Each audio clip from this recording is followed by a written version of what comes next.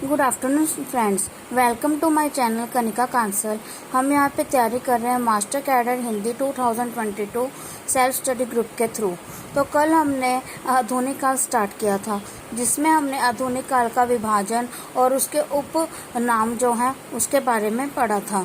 और इसके साथ साथ ही हमने अलग अलग विद्वानों के द्वारा जो अलग अलग नाम दिए गए हैं उनके बारे में भी पढ़ा था। आज हम शुरू करेंगे आधुनिक काल का पहला भाग या फिर पहला युग, भारतेंदु युग। तो सबसे पहले स्टार्ट करते हैं भारतेंदु युग। जो आधुनिक काल है उसका हमारा समय 1900 संवत विक्रम माना जाता है, और जो हमारा भारतेंदु युग है इसका जो समय काल है 1850 से 1900 ईस्वी तक का माना जाता है। भारतेंदु युग को नवजागरण युग या पूर्ण जागरण युग भी कहा जाता है, और इसके जो प्रवर्तक हैं या अग्रदूत हैं या पितामह हैं या फिर भारतेंदु युग के जो जनक हैं वो भारतेंदु हरिश्चंद्र जी को माना जाता है। भारतेंदु युग के प्रमुख कवि। भारतेंदु युग के जो प्रमुख कवि हैं उनके नाम हैं भारतेंदु हरिश्चंद्र, बालकृष्ण भट्ट, लाला श्रीनिवास दास, बद्री नारायण चौधरी, प्रेमधन, प्रताप नारायण मिश्र, पंडित राधाचरण गोस्वामी, अंबिका दत्त व्यास, ठाकुर जगमोहन दास, राधा कृष्ण दास, नवनीत चतुर्वेदी, बाल मुकुंद गुप्त, किशोरीलाल गोस्वामी, देवकीनंद खत्री। तो ये हैं हमारे कुछ भारतेंदु युग के महत्वपूर्ण कवि, प्रमुख कवि। तो आज हम कवर करेंगे भारतेंदु हरिश्चंद्र की रचनाएं। भारतेंदु युग का योग वो भारतेंदु हरिश्चंद्र के नाम से रखा गया है। भारतेंदु जी के बारे में शुरू करने से पहले आपको हमें पता होना चाहिए कि भारतेंदु जी का जो जन्म है वो 1850 ईस्वी में हुआ था, और इनकी मृत्यु 1885 ईस्वी में हुई थी। इन्होंने केवल 35 वर्ष का जीवन काल ही देखा है, लेकिन इन्होंने अपने 35 वर्ष के जीवन काल में 175 के लगभग जो रचनाएं हैं वो रची हैं। भारतेंदु हरिश्चंद्र जी को आधुनिक हिंदी साहित्य के जनक व भारतेंदु युग के नींवकार कहा जाता है। भारतेंदु हरिश्चंद्र से ही भारतेंदु युग का आरंभ माना जाता है, इसलिए उन्हें आधुनिक हिंदी साहित्य के जनक और भारतेंदु युग के नींवकार कहा जाता है। भारतेंदु जी ने तद्दीय समाज की स्थापना 1873 ईस्वी में की थी। तद्दीय समाज, जिसमें गोरक्षक की बात की गई थी, गोरक्षा, गाय की रक्षा की बात की गई थी। इनके पिताजी का नाम गोपाल चंद्र गिरिधर दास था। गोपाल चंद्र गिरिदास जी इनके पिताजी का नाम था, जिन्होंने हिंदी का प्रथम नाटक नहुष की रचना की थी। भारतेंदु हरिश्चंद्र जी को गद्य साहित्य का जन्मदाता माना जाता है। इन्होंने कवि वचन सुधा 1868 ईस्वी में इन्होंने कुछ पत्रिकाओं का संपादन किया था, जिसमें प्रमुख है कवि वचन सुधा 1868 ईस्वी में, हरिश्चंद्र मैगजीन या चंद्रिका तथा बाला बोधनी नामक पत्रिकाओं का संपादन किया था। तो ये उनकी 3 पत्रिकाएं हैं, जिसमें कवि वचन सुधा प्रमुख है। अगर आपसे पूछ लिया जाए कि बाला बोधनी में किसके बारे में है, तो इसमें स्त्रियों के दशा के बारे में वर्णन किया गया है। डॉक्टर नगेंद्र जी के अनुसार 1880 ईस्वी में इन्हें भारतेंदु की उपाधि प्राप्त हुई थी। इनका जो मूल नाम है, जो असल नाम है, वो हरिश्चंद्र है, और इनको 1880 ईस्वी में भारतेंदु की उपाधि दी गई थी। यह उर्दू में रसा उपनाम से कविताएं करते थे। इनकी कुछ रचनाएं हमें उर्दू में मिलती हैं, जिसमें यह रसा उपनाम से रचनाएं या कविताएं लिखते थे। भारतेंदु जी की कविताएं: बंदर सभा, उर्दू का स्यापा, समधन मधुमास, प्रातः समीरण, वर्षा विनोद। इसमें जो ये 2 इम्पोर्टेंट हैं, बंदर सभा, उर्दू का स्यापा और वर्षा विनोद, ये 3 इम्पोर्टेंट हैं। आगे है भारतेंदु जी के काव्य संग्रह। उन्होंने लगभग 70 के आसपास काव्य संग्रह की रचना की है, जिसमें प्रमुख हैं प्रबोधिनी, देवी छंदलीला, तन्मय लीला। ये जो दोनों हैं ये कृष्ण भक्ति से संबंध रखती हैं।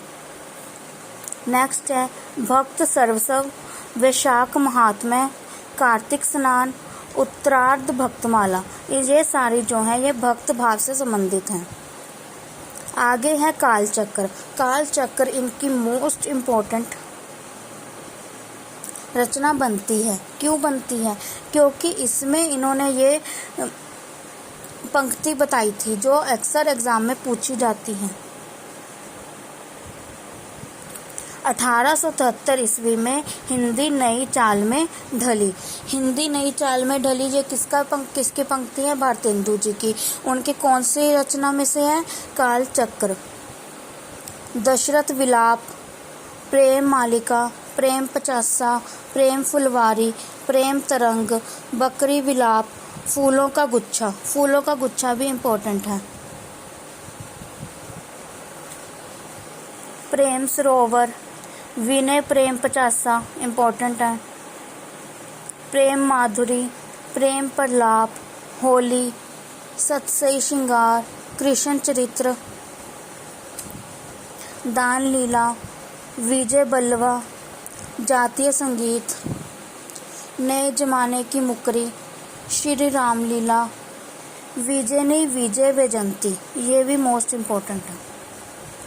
तो ये थे इनके कुछ काव्य संग्रह जो इन्होंने 70 के आसपास लिखे। उसमें से जो इम्पोर्टेंट हैं वो हमने यहाँ पे लिखे हैं। आगे है इनके नाटक। भारतेंदु जी के प्रसिद्ध नाटक। भारतेंदु जी को प्रथम नाटककार भी माना जाता है, कहा जाता है। हमारे जो हिंदी के प्रथम नाटककार हैं वह भारतेंदु जी हैं।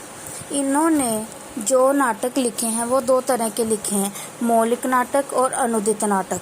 मौलिक नाटक वह नाटक है जो उनकी स्वयं की रचना है और अनुदित नाटक वह है जो उन्होंने अन्य रचनाओं को हिंदी में अनुवाद करके लिखे हैं। तो चलिए देखते हैं इनके मौलिक नाटक। वैद की हिंसा हिंसा न भवती इम्पोर्टेंट 1873 ईस्वी में। सत्य हरिश्चंद्र 1875 ईस्वी में।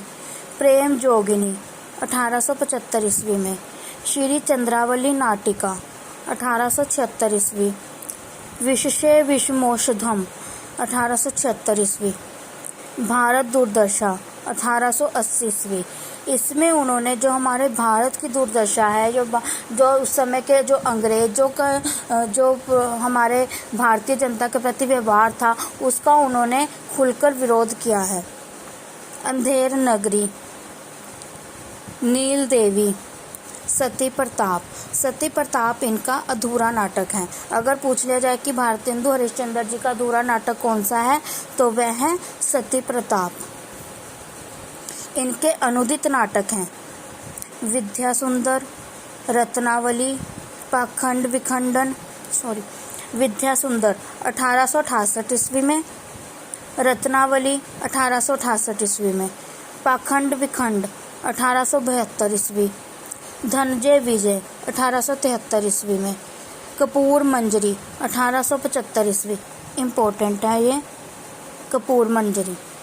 भारत जननी 1877 ईस्वी में। मुद्रा राक्षस 1878 ईस्वी में। दुर्लभ वधू 1880 ईस्वी में।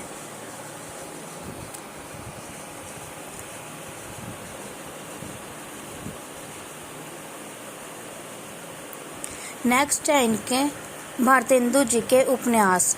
इनके जो उपन्यास है इसमें है हमीरहट, सुलोचना, सावित्री चरित्र, सीलवती, रामलीला।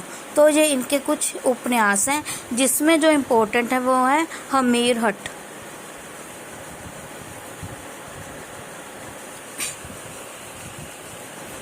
नेक्स्ट है भारतेंदु जी के यात्रा वृत्तांत। उन्होंने कुछ यात्रा वृत्तांत भी लिखे हैं, जिनमें से जो इम्पोर्टेंट है सरयू पार की यात्रा, ये इम्पोर्टेंट है। सरयू पार की यात्रा, लखनऊ की यात्रा, मेहदावल की यात्रा, हरेया बाजार की यात्रा, ये भी इम्पोर्टेंट है। हरिद्वार की यात्रा। उसके बाद उन्होंने कुछ जीवनियाँ लिखी हैं। उन्होंने जो जीवनियाँ लिखी हैं वो हैं सूरदास की, जयदेव की, महात्मा मोहम्मद की। तो इन्होंने इस तरह से 3 जीवनियाँ भी लिखी हैं। नेक्स्ट है हमारे भारतेंदु के इतिहास संबंधी ग्रंथ। उन्होंने इतिहास के संबंधी, जिसमें ऐतिहासिक रचना का वर्णन किया गया है, उसके संबंधी जो ग्रंथ लिखे हैं वह हैं अग्रवालों की उत्पत्ति। अग्रवालों की उत्पत्ति में उन्होंने मेरे ख्याल से जो बानिया है, जो बानिया जात है, उनकी उत्पत्ति कैसे हुई है, क्योंकि अग्रवाल उनको ही कहा जाता है। महाराष्ट्र देश का इतिहास, कश्मीर कुसुम, बादशाह। तो ये इनके 4 इतिहास संबंधी ग्रंथ हैं। तो ये थी भारतेंदु जी की कुछ इम्पोर्टेंट रचनाएं। तो इसके साथ साथ उन्होंने एक आत्मकथा भी लिखी है जो मोस्ट इम्पोर्टेंट है। एक कहानी कुछ आप बीती कुछ जग बीती। तो ये भारतेंदु जी की आत्मकथा है। तो आज हमने भारतेंदु जी से संबंधित कुछ जो रचनाएं हैं, चाहे जिसमें उनके नाटक, उनकी यात्राएं, उनके उपन्यास, जीवनियाँ, उनके जो काव्य संग्रह हैं या कविताएं हैं आदि का हमने वर्णन किया है। तो ये थे उनके संबंधित कुछ रचनाएं। जैसे कि हमने यहाँ पे पढ़ा था, भारतेंदु जी को प्रथम नाटककार कहा जाता है। इसके साथ साथ भारतेंदु जी को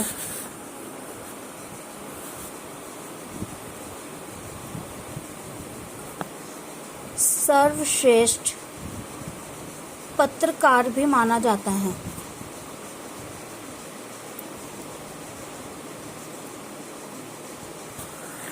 तो हम देखते हैं कि भारतेंदु जी ने अपने जो 35 वर्ष का जीवन काल है उसमें बहुत सारी रचनाएं की हैं, और उनमें बहुत सारे मतलब कि उन्होंने अंग्रेज़ों के विरुद्ध भी वर्णन किया है, और जो हमारे भारत की जनता है उनके सुख दुख आदि के ऊपर भी उन्होंने रचनाएं की हैं। इसीलिए जो आधुनिक काल का प्रथम जो युग है वो इन्हीं के नाम से रखा गया है। और इनको प्रथम नाटककार, सर्वश्रेष्ठ पत्रकार माना जाता है, आधुनिक साहित्य का जनक माना जाता है, गद्य साहित्य का जनक माना जाता है। तो ये इनकी प्रसिद्धियां हैं। तो कल हम भारतेंदु युग से संबंधित अन्य कवियों के बारे में पढ़ेंगे। आज के लिए अगर आपको मेरी ये जानकारी अच्छी लगी हो तो मेरी वीडियो को लाइक कीजिए, सब्सक्राइब कीजिए, शेयर कीजिए। Thank you so much. कल को मिलते हैं।